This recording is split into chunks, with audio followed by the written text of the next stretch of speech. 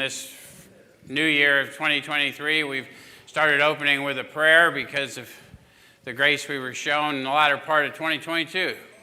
And it seems appropriate anyway. So Chaplain Lee has been healed to some extent and is back with us.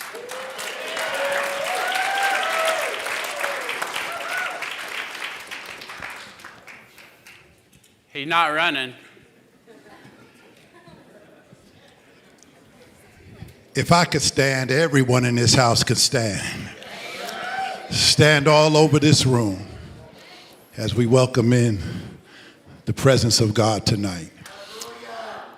Father, we thank you again tonight for just another opportunity for who you are. We thank you, Lord, for blessing us to make it here tonight. I thank you, Father, for your healing virtue. I thank you, Lord, for healing all of those that are here tonight.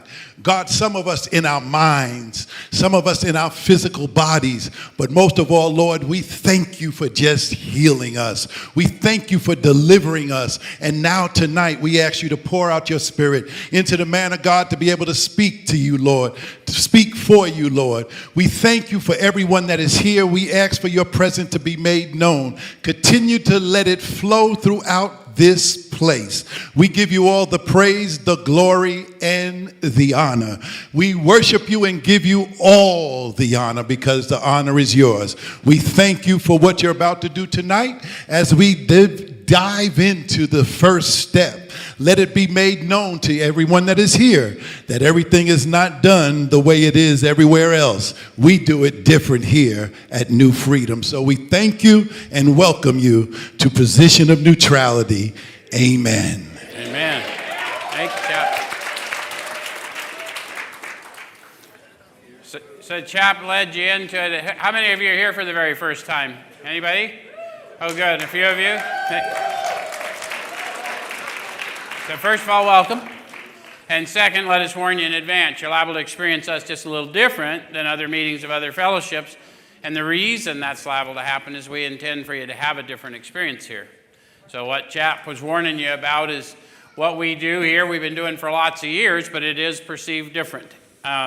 We just take a look at the instruction for a step or so a week directly out of this book. And we use this book in 12-step recovery. Why? Yeah, the process described by the authors of this book has been proven to work for addicts of the hopeless variety, addicts to alcohol and other substances, yeah? So my role here is simply to try and show you how I find my experience in the book and encourage you to have your experience with the book. Fair enough? So we're going to start with the name of the book, because as Chap said, we're in step 1 tonight. And if you go to the title page of the book, a lot of people refer to it as the big book. Some people I hear talking about it as the basic text, and they confuse it with N.A.'s book and other things like that. But this book is the original, and it's entitled Alcoholics Anonymous, the story of how many thousands of men and women have recovered from alcoholism. And the title is descriptive, if that makes sense. So they're telling you why the book has remained unchanged all these years, because it's not our story, it's their story. And they're telling the story, and it's our job to align our experience with theirs, because they've got a promise in one of those chapters that says, rarely have we seen a person fail who? So if everyone adds their spin, pretty soon we don't know what their path was. So we try and show you straight what they had to say and then align our experience with that. Does it make sense? So let's go to the forward to the first edition. That's on page XIII, Roman numeral 13.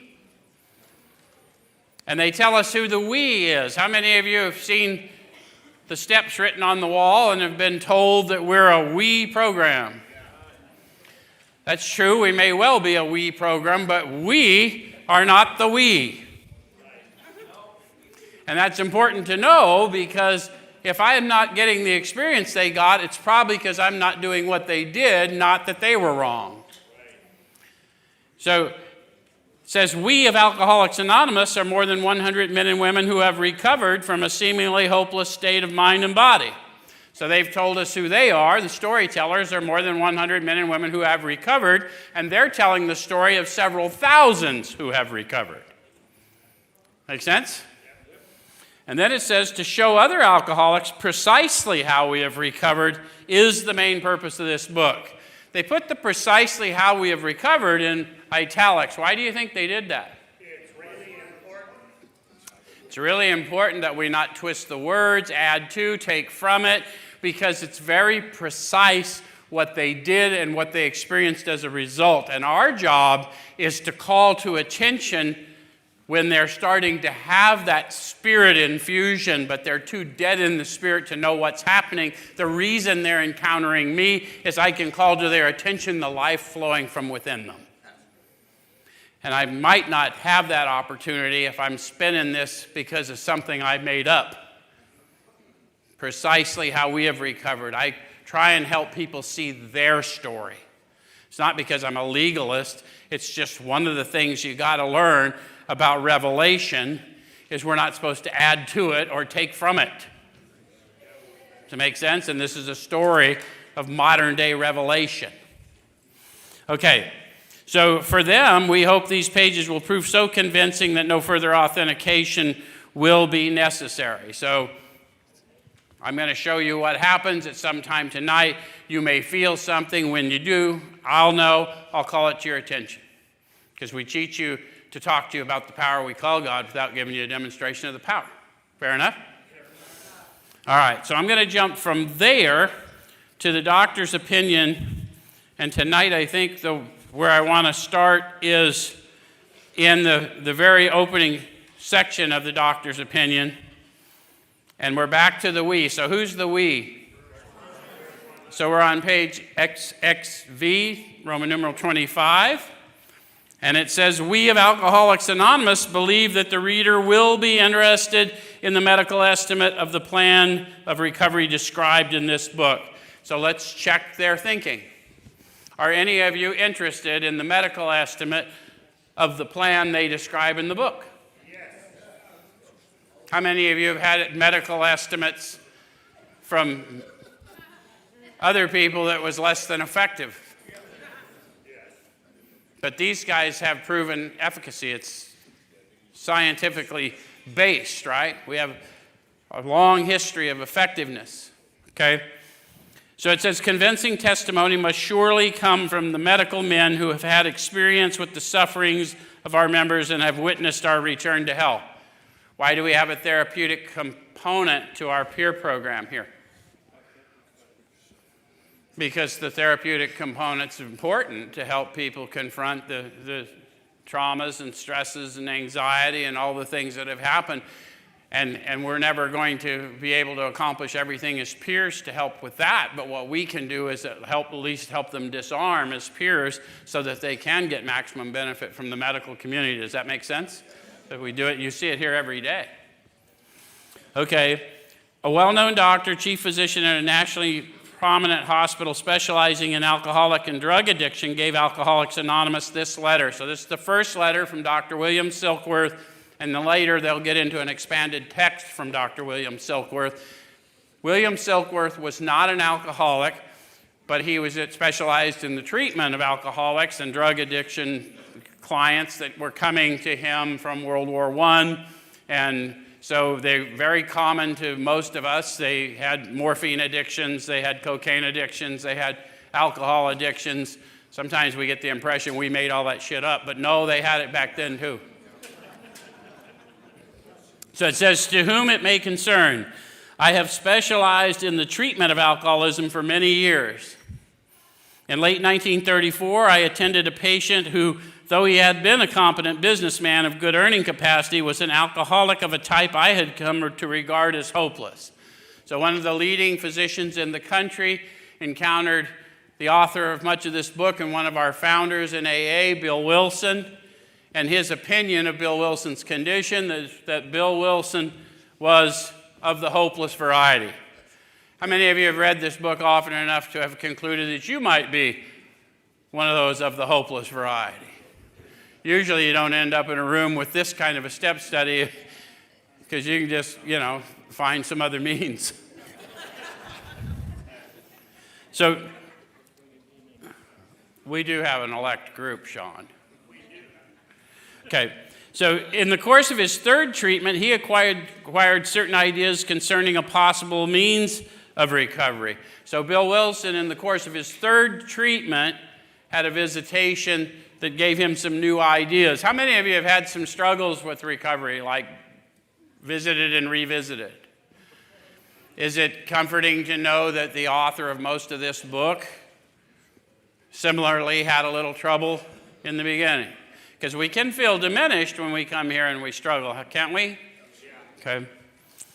As part of his rehabilitation, he commenced to present his conception to other alcoholics, impressing upon them that they must do likewise with still others. This has become the basis of a rapidly growing fellowship of these men and their families.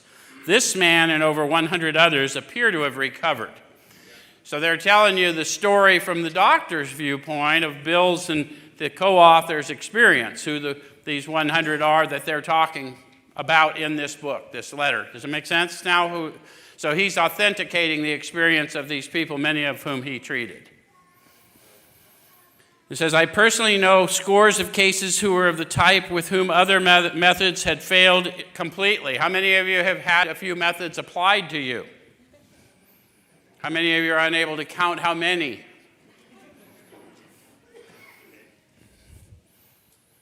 These facts appear to be of extreme medical importance because of the extraordinary possibilities of rapid growth inherent in this group. They may mark a new epoch in the annals of alcoholism. These men may well have a remedy for thousands of such situations. You may rely absolutely on anything they say about themselves. That is the opinion of the doctor. How many of you would have had a hard time getting a letter from a doctor saying that you may rely on anything that man or woman says to you? We would have had a hard time getting that letter, wouldn't we? Medical people are loath to give us much certification or verification, are they not? So something was different. Can you understand? Even in this, he's describing something was very different. How many of you are in the treatment space or have visited a few treatment spaces and recognized how many people struggle? How many people die? But this guy witnessed something so completely different, he's willing to put his name on it all the way into the history. Okay. So now the authors are going to come back into us and talk to us about their opinion of the doctor's opinion, because after all, we're addicts and we always have an opinion. Make sense? Okay. So the physician who at our request gave us this letter has been kind enough to enlarge upon his views in another statement which follows. In this statement, he confirms what we who have suffered alcoholic torture must believe. What's must mean?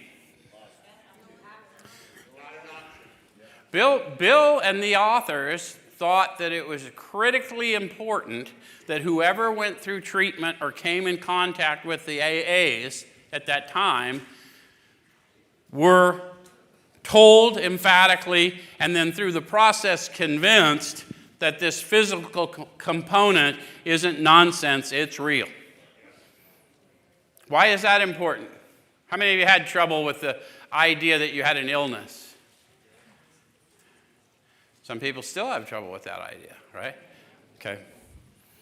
The body of the alcoholic is quite as abnormal as his mind. It did not satisfy us to be told that we could not control our drinking just because we were maladjusted to life, that we're in full flight from reality, or we're outright mental defectives. Does it satisfy you to be told that?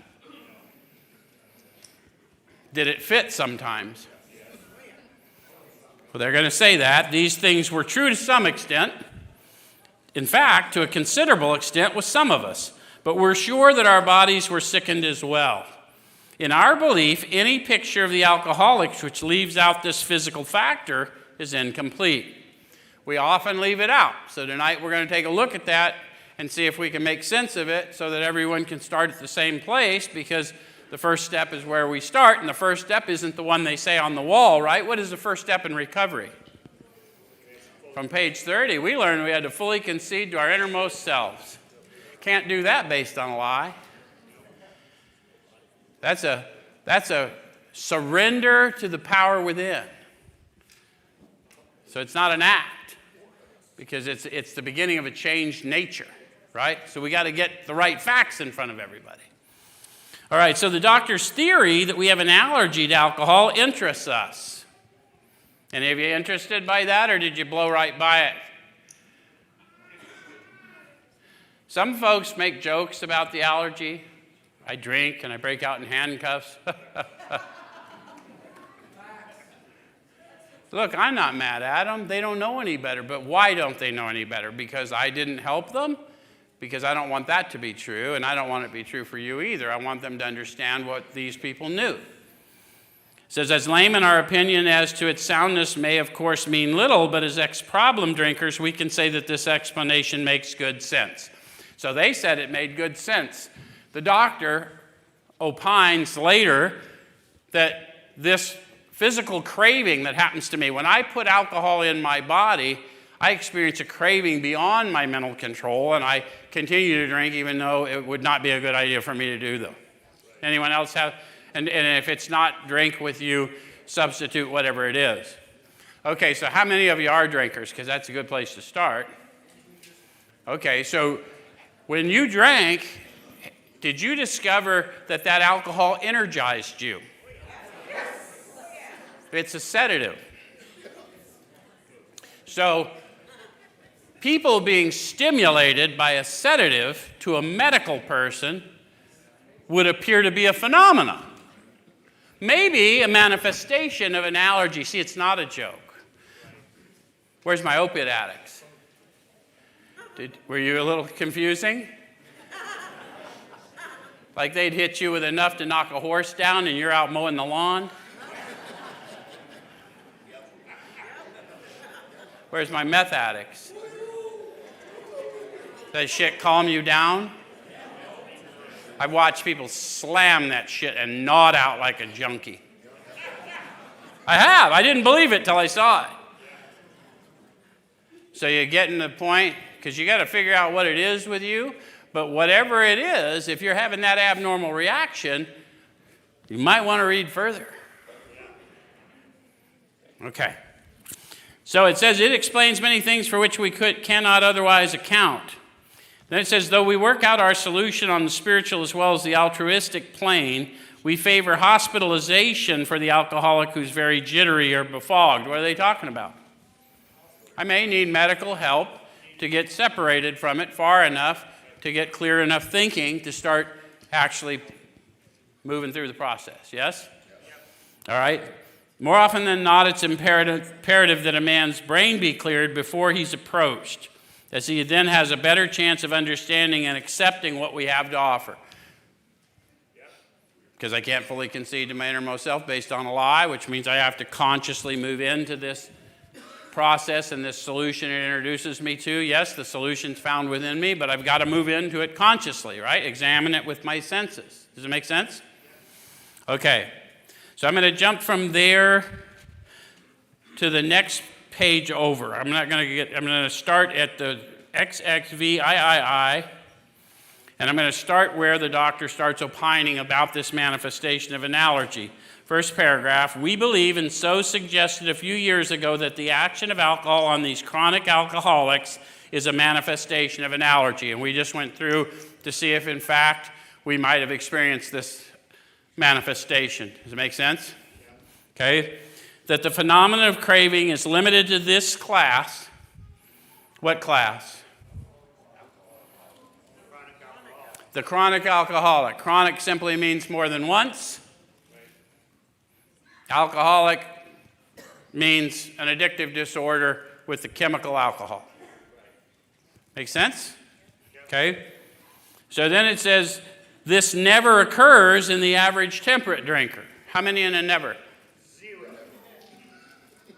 So ask yourself, have you ever put alcohol, cocaine, methamphetamine, cocaine, heroin, fentanyl, have you ever put it in your body and then ended up doing more than you set out to do? Okay, that never occurs in the average temperate drinker. So we have not deduced that you're alcoholic or addict, but we have taken temperate off the table. Fair enough? So you're not temperately shooting heroin. like a gentleman. These allergic types can never safely use alcohol in any form. How many of you have tried various forms of spiritual release and found that they often made the problem worse, not better? Some people switch their alcohol problem for a little methamphetamine solution, or perhaps an opiate or sedative benzo solution. Doctors treat alcoholism as a bit of a shortfall in my benzo, Valium deficiency. So once having formed the habit, any of you feel like you may have formed a habit at some time in your, and found they cannot break it. Did you get to a point where you were starting to lose self-confidence that you could stop on your own? At any point. Some of us had it interrupted because we were incarcerated right? That didn't necessarily stop it, but it interrupted it. Once having lost their self-confidence, their reliance upon things human. How many of you had an accountability partner? How many of you ghosted them? I'm just asking. I'm not assuming anything. I've heard all kinds of solutions to protect me from my addiction. Didn't work for the likes of me. It says their problems pile up on them and become astonishingly difficult to solve. Has that happened for anyone here? Look at who I'm talking to. All right, so then they talk to us about us, if we're still with them. Frothy emotional appeal seldom suffices. How many of you begged you to stop what you were up to? If you loved me, you'd stop. Did you love them? Did you stop? We better read further. The message which can interest and hold these alcoholic people must have depth and weight. They're not talking about me impressing you with my scores of scrapes. They're talking about me getting absent of me enough to let the Spirit flow through me and touch you and reveal to you who you are and whose you are so that you can move forward in a search for the truth. Does that make sense? And they talk to us about that until such an accommodation. The reason we use peers to do it is we know the depths we go. Yes? And I'm not talking on a physical plane, I'm talking on a spiritual plane. The walking death that is active addiction. Yes? Okay. All right, so in nearly all cases, their ideals must be grounded in a power greater than themselves if they are to recreate their lives. Is your life not grounded in a power greater than yourself in active addiction? Yes. Then why would we ever think that we wouldn't need a power greater than that to pull us out? Does it make sense? And people were baffling because it isn't that we don't want to stop. I can manifest no outward action to show I want to stop. Yep. Okay. So what I like to do, we've sort of roughly took a look, but let's go to Bill's story because we respond well to stories in recovery. And I'm going to start at page 5 in Bill's story, and he starts talking about a journey that's familiar to us as we're drinkers, and if you're not drinkers, again, substitute whatever you got to substitute. He says, liquor ceased to be a luxury, it became a necessity. Any of you remember when you didn't necessarily do it anymore because you wanted to, but because you had to, whatever it was you were doing, okay? He describes it for him, bathtub gin, 2 bottles a day, and often 3 got to be routine. Sometimes a small deal would net a few $100s, and I would pay my bills at the bars and delicatessens. This went on endlessly, and I began to waken very early in the morning, shaking violently. Any of you progressed to a point where, okay.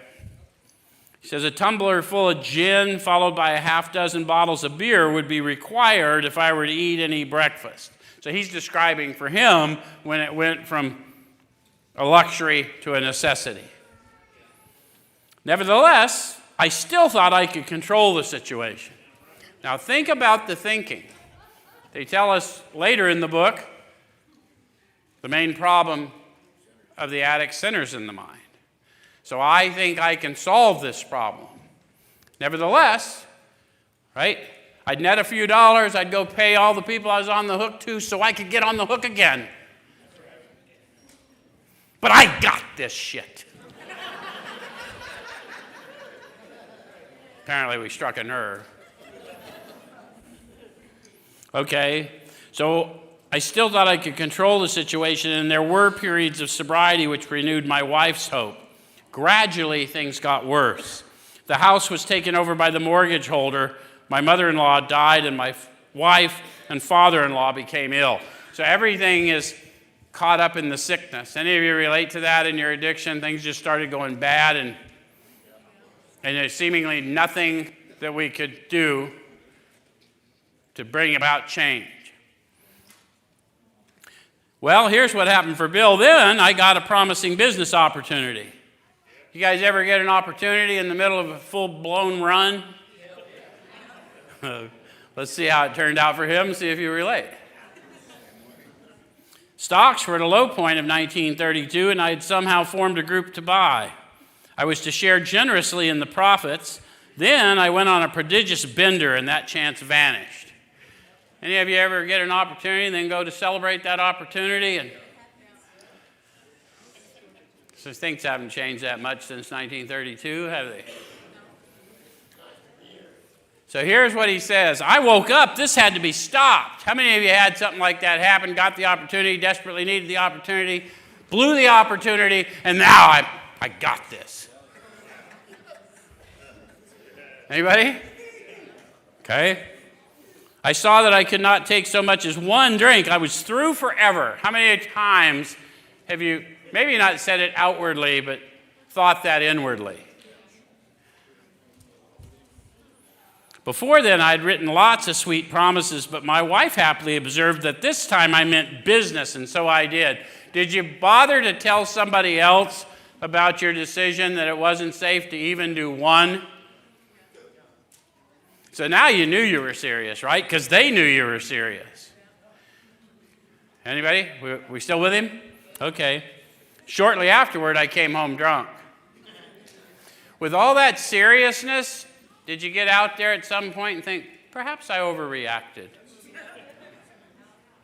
Or maybe it wasn't even a conscious thought. How many of you just had someone hand something to you and you just took it reflexively? So here's what he's going to talk about. There had been no fight. Where had been my high resolve? He's asking himself a question. So when you see a question mark in this book, eyesight without insight, spiritual blindness, you're supposed to ask yourself that question. So if you found yourself there, where was my high resolve? I was serious about this. I simply didn't know. How many of you could not fathom and had people demanding to know why you did it again, and you told them, I don't know. Yes, you do. So then you'd make up an excuse, right? Anyone do that? They just felt better if I had a reason. Outcome was the same. I didn't know. Okay? So it hadn't even come to mind. Someone had pushed a drink my way and I had taken it. Then the next question, was I crazy? Question mark. How many of you started to wonder if you were? How many of you were pretty sure you were? That wasn't the problem. Of course I'm crazy. I think what they're trying to get at is that we had some vague notion that what was going on with us was not normal, but it was normal for us, so I didn't know what to do different. Okay, so it says, I began to wonder for such an appalling lack of perspective seemed near being just that. So they're defining for you, Bill's defining for you, alcoholic insanity from his position, an appalling lack of perspective. In spite of the evidence that this is not a good idea, I keep doing it again. Make sense? And I like to pull your attention the way that they define alcoholic insanity, because if you just go to our room, somebody who's making stuff up will say something like doing the same thing expecting a different result. And that seems harmless enough unless you're an addict of the hopeless variety. I did the same thing with no expectation of a different result. Does that make sense? So then I don't fit in the fellowship designed to save me, because somebody didn't read the book and they didn't give me the facts. Right? Any of you know what I'm talking about? It was an appalling lack of perspective, but it wasn't doing the same thing with the expectation of a different result. This can suck. Watch. Bring a camera. I'm going to burn the place down. Renewing my resolve, I tried again. Some time passed and confidence began to be replaced by cocksureness. What do they mean by that? How many of you could maybe pick up the 24-hour chip but could never quite get to the 30? Maybe you got the 30 but couldn't quite get to the 60. I don't care how far down the thing you go, but after a while what happens is I'm thinking I'm doing it when I've never been able to do it, and all of a sudden I'm thinking I got this, and I confuse the experience of grace with the illusion of control, and I drink again. Any of you have that happen to you? So I could laugh at the Jen Mills. Now I had what it takes. One day I walked into the cafe to telephone. In no time I was beating on the bar asking myself how it had happened. Any of you go get loaded after being clean for some period of time and then thought, damn, I shouldn't have done that? Then what'd you do? Blew it now, might as well get high, right? Okay. As the whiskey rose to my head, I told myself I'd manage better next time, but I might as well get good and drunk then, and I did. He's telling you about the illusion of control. The insanity started before he took the drink. He never had any control. That's why they call it the insanity of the first drink. How many of you thought you got high again in your attempts at recovery, and then you thought, well, I chose to drink? I've heard people tell people that. Get up on the roof, jump. On the way down, tell yourself, I choose to hit the ground. See if it feels any better to you egoically. See, the process is already in motion. The outcome's already determined. The only reason I'm thinking I chose is that somehow it makes me feel better, like I'm accountable, but I'm insane. Does it make sense? Oh, it's so important that we get this. I've got a physical malady. When I put it in my body, it's going to respond in me different and cause me to respond different. But I have an obsession that tells me that's not true. And I stay in that cycle forever until I'm redeemed. So then he talks a little bit about it. It says the remorse, horror, and hopelessness of the next morning are unforgettable. How many of you have had some clean time? Twist it off again. Go, if you will, to the remorse, horror, and hopelessness. Some of you are doing it. Okay, it is unforgettable, isn't it? Many of you are many years sober, and you can feel it right now, what that feels like, yes? How did I know? Because there's one who has all power, trying to demonstrate to you the Spirit. We not only know the highs, but we know the lows. That's why we're uniquely qualified to help. That make sense? We'll know before our new one what they're feeling, because we're feeling them in the Spirit. The whole plan here is based on that, guys. We know that we know that we know. Don't you think it's weird when you're walking through here and the people that are working here know and they just pull you aside and go, what's up? It's not odd, that's God.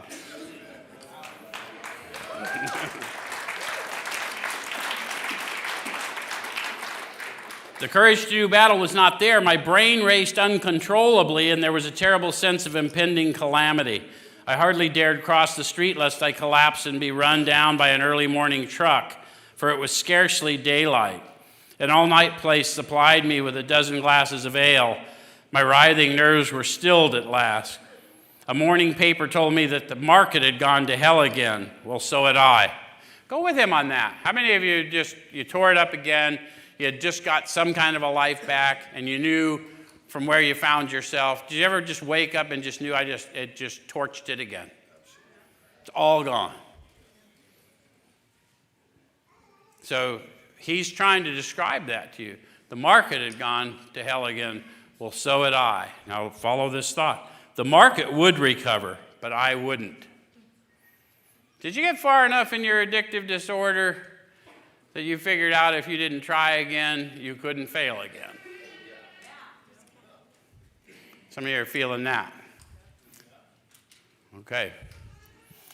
So he says that was a hard thought. Was a hard thought, wasn't it? I felt a lot of you go there. Very hard.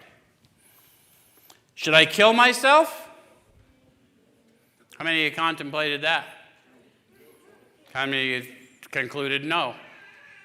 Some of you probably tried, and others of you thought, nah, let's just do death on the installment plan. Right? So then a mental fog settled down. Gin would fix that. There's death on the installment plan. So 2 bottles in oblivion.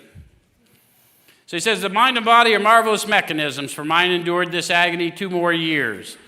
Sometimes I stole from my wife's slender purse when the morning terror and madness were on me.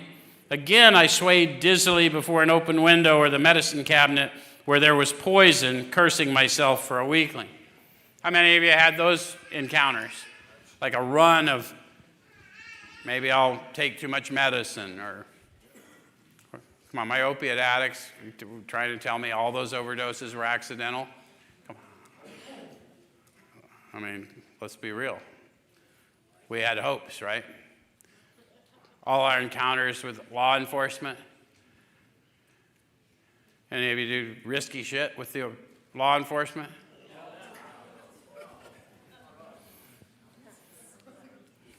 We just need someone to help us get out, right? There were flights from city to country and back as my wife and I sought escape. Then came the night when the physical and mental torture was so hellish I feared I would burst through my window sash and all. Somehow I managed to drag my mattress to the lower floor lest I suddenly leap. A doctor came with a heavy sedative. Any of you ever have a doc? They probably didn't come to your house anymore, but any of you get a little bump of heavy sedative? How'd that turn out? Bill said next day found me drinking both gin and sedative. Better living through chemistry, right? If you guys haven't gone on that journey, if you do switch your alcohol for some kind of opiate, I just want to warn you in advance, while opiates are a great substitute for alcohol, the reverse is not true.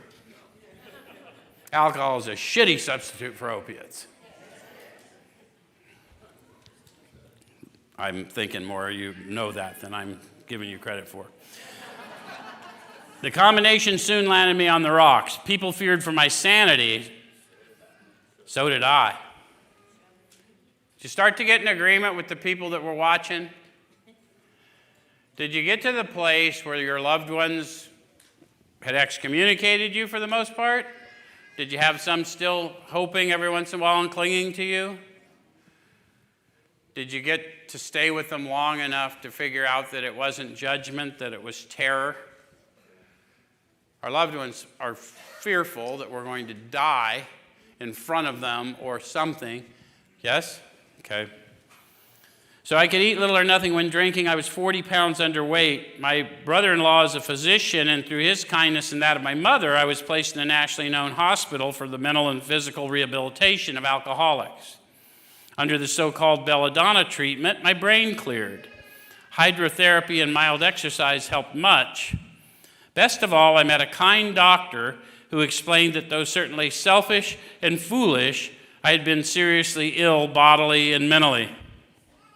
So it's important that you get this story about his encounter with Silkworth, because Bill Wilson was drinking himself to death in a world that did not embrace alcoholism or addiction as a disorder. The diagnosis did not exist. So a nationally known hospital, yes, but there weren't very many hospitals anywhere in the world treating that condition. But in New York, they had a preponderance of veterans coming back. So Bill, because of this family connection, was able to get hooked up to one of the very few physicians in the entire world who viewed addictive disorder as a thing. People don't believe in divine appointments, but I like to point out how weird it is that a guy who's drunk himself to the streets gets pointed to the one physician on the planet who actually understands what's up. It relieved me somewhat to learn that in alcoholics, the will is amazingly weakened when it comes to combating liquor, though it often remains strong in other respects. Did you have that discovery? You couldn't stay out of the jam with the addiction, but in other areas you could do okay? Was it confusing? So he said it was confusing. So now it's explained to him. He says, my incredible behavior in the face of a desperate desire to stop was explained. Why am I acting in a way I don't want to act? I know I don't want to act this way. I've told everyone I know I don't want to act this way, but I can't manifest any outward action to stop me from acting this way. Some of you are feeling me when I'm talking about it because we've all felt that way, yes? If we belong here.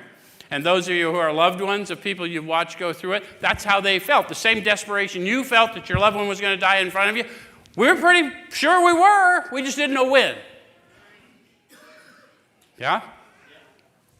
Okay. Understanding myself now, I fared forth in high hope. How many of you went to a treatment and got an understanding of yourself?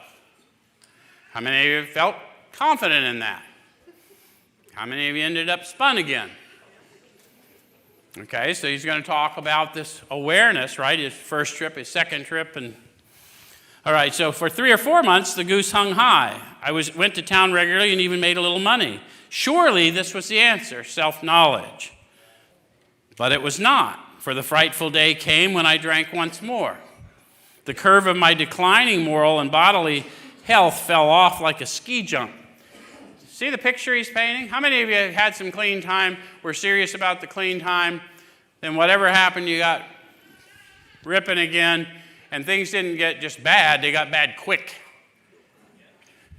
Yeah, like a ski jump. Okay. After a time, I returned to the hospital. This was the finish, the curtain, it seemed to me. My weary and despairing wife was informed that it would all end with heart failure during delirium tremens, or I would develop a wet brain perhaps within a year. She would soon have to give me over to the undertaker or the asylum. They did not need to tell me. I knew and almost welcomed the idea. Can you go with them? Because that's when we really know the addictive disorder is a real thing. When we're in agreement with the doctors. I am dying of this thing. It was a devastating blow to my pride. I, who had thought so well of myself and my abilities, of my capacities to surmount obstacles, was cornered at last. Now I was to plunge into the dark, joining that endless procession of sots who'd gone on before. I thought of my poor wife. There had been much happiness after all. What would I not give to make amends? But that was over now. I called your attention when you do your step work, you sit down with someone that knows this process, they're going to try and find that moment for you where in the depths of your addiction, you thought about how your behavior was hurting others when you could never see it before. And when that happens, a window opens into our consciousness and new power flows in. And we're suddenly able to start accepting and doing things we weren't able to do before. You see, he thought of his poor wife, and he asked himself, what would I not do to make that right? I mean, you blow right by that, but I'll tell you in every one of your story, if you have the addictive disorder, that time when your thought changed just for an instant when God got in. Which is why you'd want to go through the rest of the step process, because now you'll be empowered to do so. Does it make sense? Some of you are feeling that. Who felt that? Yeah, that's happening out there. It's not happening from up here. Okay. So no words can tell of the loneliness and despair I found in that bitter morass of self-pity. So you get yourself to a place you just knew you couldn't do anything about it, but you didn't want to do this to them anymore, and they understand what he's describing, that bitter morass. It says, quicksand stretched around me in all directions. I had met my match. I had been overwhelmed. Alcohol was my master. He finally admitted when he knew he didn't want to hurt her anymore that he was beaten. And he's describing it for us. And at the point that I can vocalize it, I've already experienced it. So the point that he had conceded that anyone could see had already occurred. Trembling, I stepped from the hospital a broken man. Fear sobered me for a bit. Then came the insidious insanity of that first drink, and on Armistice Day 1934, I was off again. Everyone seemed resigned to the certainty that I would have to be shut up somewhere or would stumble along to a miserable end. How dark it is before the dawn. In reality, that was the beginning of my last debauch. I was to be catapulted into what I like to call the fourth dimension of existence. So he didn't go into a lot of detail describing what he meant by the fourth dimension, but we know what the standard dimensions of the world at that time, the fourth dimension is time and space, right? So if you're catapulted into a fourth dimension, there's only here and now. So it starts to make sense. And he starts to describe what it is to live in the here and now rather than in the past or in the future. Any of you spend too much time living in the past and in the future? Okay, so he's describing what that feels like to live in the here and now. He says, I was to know happiness, peace, and usefulness in a way of life that is incredibly more wonderful as time passes. So he now is telling you from that hopeless pit of despair, he's now in this manner of living, and he knows happiness, peace, and he's leaving a message for the ages so that we have a progressive recovery that counteracts that progressive addiction. Make sense? The trail he's left? Near the end of that bleak November, I sat drinking in my kitchen. With a certain satisfaction, I reflected that there was enough gin concealed about the house to carry me through that night and the next day. Where's my drinkers? Were you guys hiders? Drinkers or hiders? My wife was at work. I wondered whether I dared hide a full bottle of gin near the head of our bed. I would need it before daylight. My musing was interrupted by this telephone. The cheery voice of an old school friend asked if he might come over. He was sober. He was sober's in italics. You got to get this guy. How many of you took your addiction out fairly far? Like it was hard, not too many people keeping up with you? Did you always maintain one that was a little worse than you? At least I'm not that bad yet. That's who his old school friend is for him. His old school friend's Ebby. I'm not that bad yet.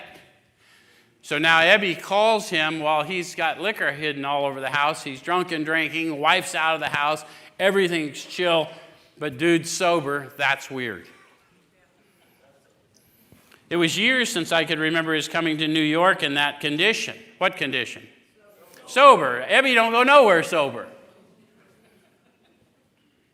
You know him? Okay.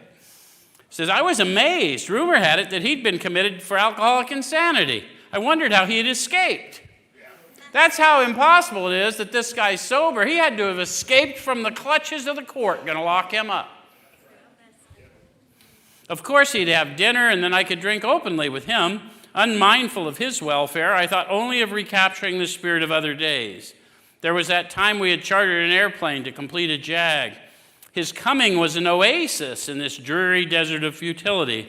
The very thing, an oasis. Drinkers are like that. So think about what he's describing. You guys know what an oasis is, yes? It may be a body of water in a very arid place.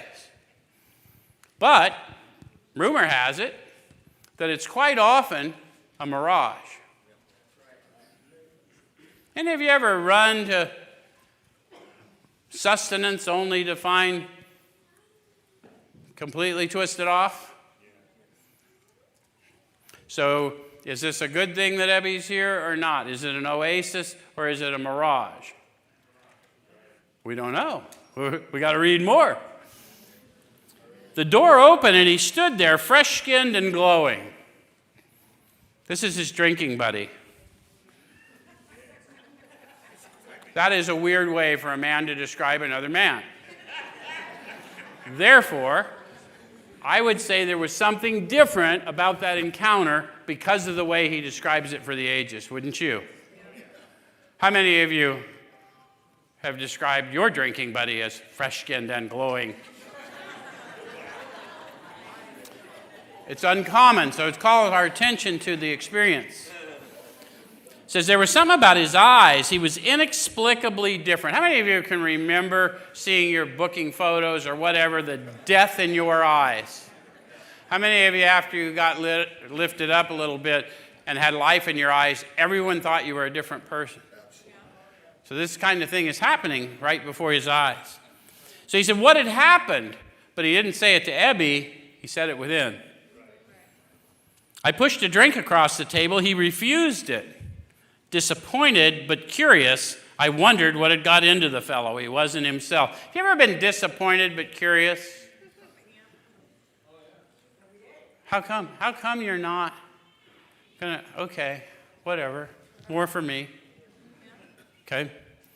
Come, what's all this about? He finally has to ask. He looked straight at me, simply but smilingly. He said, I've got religion.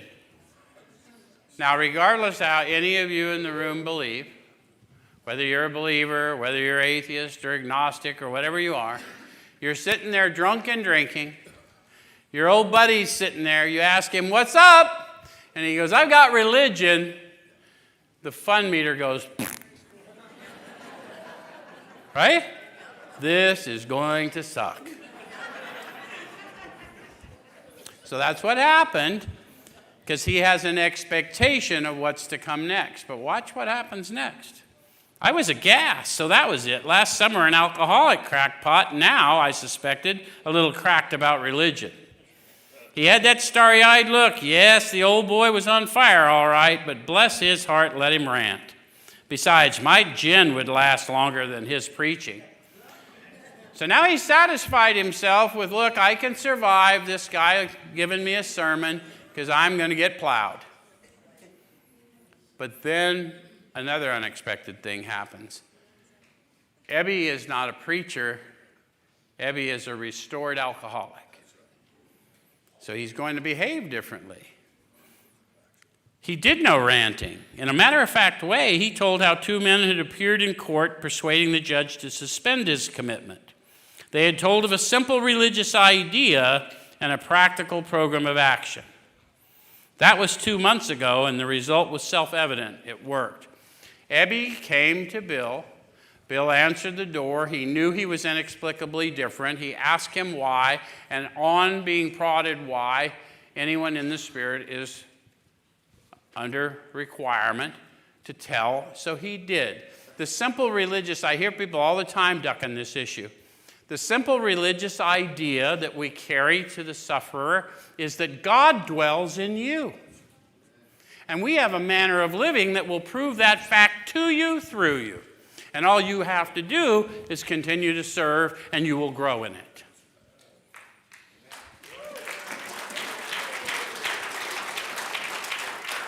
That's such a simple message to deliver.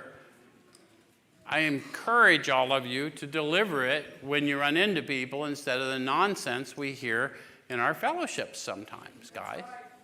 Because people die because of our fear of how they may perceive. And if God led you to it, he will lead you through it. He didn't send you to them to treat hangnails. He sent you to bring them back from the dead. And he's not expecting you to do it. He just wants to use you as his hands and feet to do it. Okay. He had come to pass his experience along to me if I cared to have it. See? He didn't tell him anything other than he came to share the experience that had pulled him out. And the power is in his testimony. I didn't know these cats. They just came to my trial. They were putting me away, dude. They just said, hey, we'll take responsibility for him. Like, no shit. That'll be good. And here he is 2 months later, the guy that was committed, going to be gone forever, to the insane asylum. Now he's walking a free man. He came to New York, didn't take a drink, walked straight to Bill. The only one more hopeless than me is Bill. I got to go get Bill out. He says, certainly I was interested. I had to be, for I was hopeless. I'm going to end up having to rush you through it, but it says, he talked for hours, childhood memories rose before me. I could almost hear the sound of the preacher's voice as I sat on still Sundays way over there on the hillside. There was that proffered temperance pledge I never signed, my grandfather's good-natured contempt of some church folk and their doings, his insistence that the spheres really had their music, but his denial of the preacher's right to tell him how he must listen, his fearlessness as he spoke of these things just before he died. These recollections welled up from the past, and they made me swallow hard. So now he's talking about a move of the Spirit within him. He's talking about his grandfather's good-natured tolerance of religious folk, but that he, even on his deathbed, refused to let them tell him about his God. That's what he's talking about. He says, I know my God. He's personal to me. I refuse, even at the point of death, to let you tell me anything about the nature of my God, because I am in a relationship with him. And when Bill saw that in his recollection, it caused the Spirit within him to move. Have you ever just all of a sudden just tried to choke back an emotional response? You would describe it in writing as it made me swallow hard.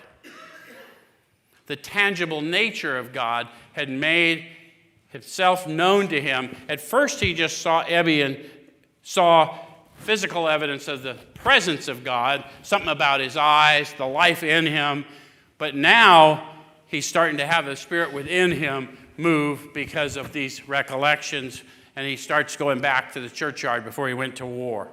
So that wartime day in old Winchester Cathedral came back again. He was getting ready to go to war. He was scared. He saw the tombstone of a soldier who had survived war and drank himself to death. He's a soldier who survived war, and now he's drinking himself to death. And that came back to him.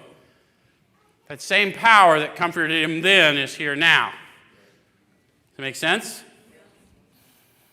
I'd always believed in a power greater than myself. I had often pondered these things. I was not an atheist. Few people really are, for that means a blind faith in a strange proposition that this universe originated in a cipher and aimlessly rushes nowhere. My intellectual heroes, the chemists, the astronomers, even the evolutionists, suggested vast laws and forces at work. Despite contrary indications, I had little doubt that a mighty purpose and rhythm underlay all. How could there be so much precise and immutable law and no intelligence? So that's the question he asked himself. Not a terribly theological thing, right? Any of you ever questioned that? Wow, there seems to be a lot more going on than I'm aware of. I simply had to believe in the Spirit of the universe who knew neither time nor limitation. Remember, he was catapulted into a fourth dimension. But that was as far as I had gone. With the ministers and world's religions, I parted right there. When they talked of a God personal to me who was love, superhuman strength, and direction, I became irritated and my mind snapped shut against such a theory. To Christ, I conceded the certainty of a great man not too closely followed by those who claimed him. How many of you have a prejudice toward religious teaching, religious ideas, because of the way you were treated by religious people? Because that happens to us. But we're talking about relationship with tangible power, not religion. Does that make sense? Okay. His moral teaching most excellent. For myself, I had adopted those parts which seemed convenient and not too difficult. The rest I disregarded. I want to jump from there really quick. At the bottom of that page, he said, had this power originated in him? Obviously, it had not. There'd been no more power in him than there was in me at that minute, and this was none at all. So he's looking at Ebby, he sees the miracle of Ebby across the table from him, and he knows that Ebby's gained access to power, but it's not of him. But Bill's starting to feel this, and he says, that floored me. It began to look as though religious people were right after all. Here was something at work in the human heart which had done the impossible. My ideas about miracles were drastically revised right then. Never mind the musty past. Here sat a miracle directly across the kitchen table. He shouted great tidings. I saw that my friend was much more than inwardly reorganized. He was on a different footing. His roots grasped a new soil. How many of you had the encounter with somebody who you knew had an addictive disorder similar to your own, and you see them restored, And it gave you hope that you too could be restored. Well, then we're not going to go any further because that is the essence, and the process is laid out. Next week we'll look at 2, we'll look at that encounter, but hopefully you understand that this power that's bringing you here, the one that thought about you while you're in prison and built this place for you to come home to, that power had been leading you here because we need warriors to walk out from here and lead the next 10